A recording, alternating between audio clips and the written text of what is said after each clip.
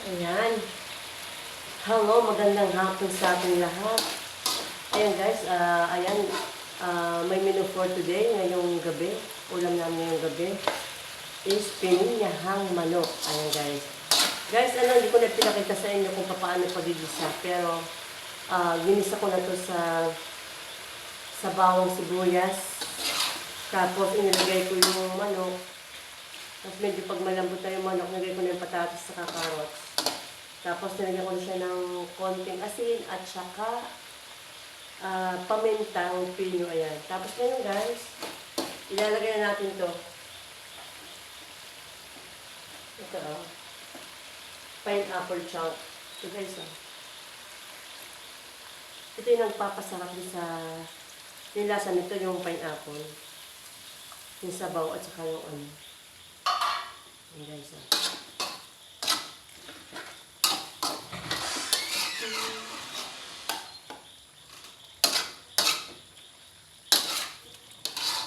Ayan guys, Ayan guys. Tapos lagyan natin mag-a-add tayo ng konting water.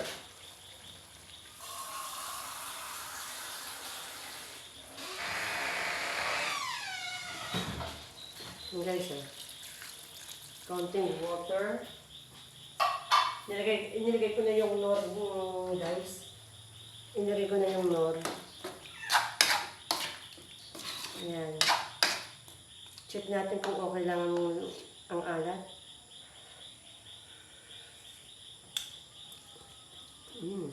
Sarap.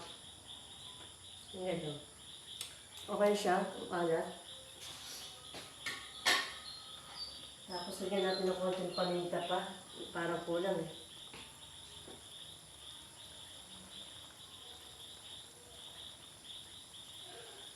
Ayan. Di ba mas masarap yung maraming paminta?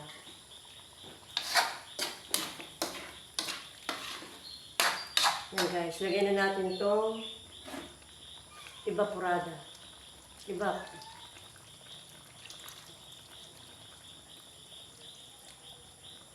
Luto na itong konting kulo na lang, luto na siya.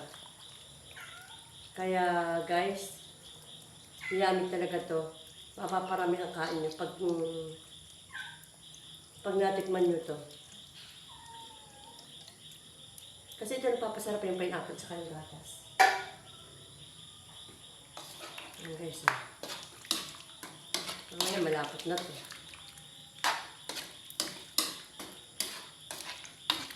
Ayan guys. Ayan, diba? Sarap. Tikman natin.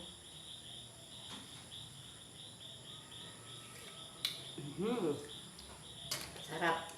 Okay na siya. Konting kulo na lang guys at okay na siya. Yan, pakuluin na natin konting sandali.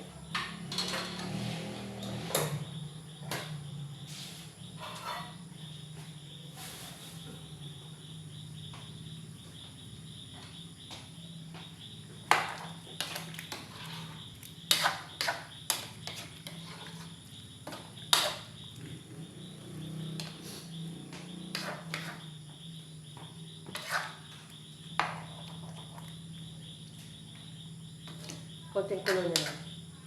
Luto na siya. Yan, kumukulo na siya.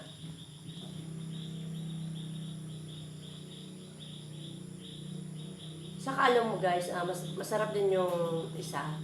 Yung manok din, pero lalagyan ng yung aadobuhin sa oyster sauce, tapos lagyan mo ng konting sugar.